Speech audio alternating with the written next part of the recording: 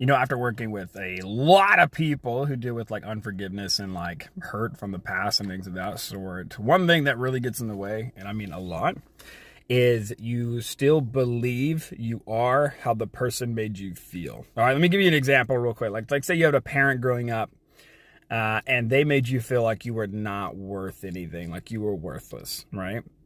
And so not only did they make you feel worthless, but over time, you actually started to believe that that might be true, or it is true, or you're afraid that might be true, and then you spend your entire life trying to cover that up and run from those feelings. And so imagine trying to forgive someone from a place of not actually feeling worthy and fearing that that might be true. And me forgiving you for what you did also feels like I'm agreeing that you are only treating me based on my worth. No one's going to sign up for that. No one's going to agree to that. So it makes it really hard to forgive someone, right, from a place and an identity that's not true. And so that becomes usually the first step, is actually exchanging the lies for the truth, right?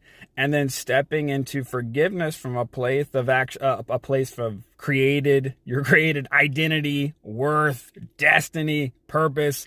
And that becomes a whole lot easier because you remove the lie, which is the conclusion you came from, that whatever the incident was or the season that these things took place.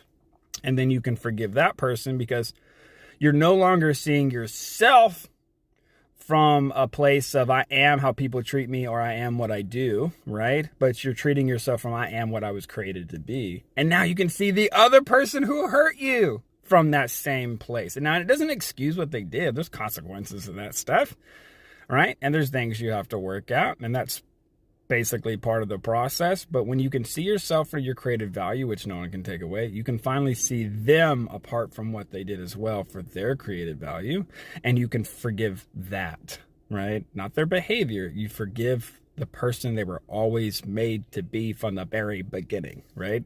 It's a big difference. Now, this it's a lot easier said than done in a 3-minute YouTube short, but it's a start. And we'll obviously make it a lot more videos.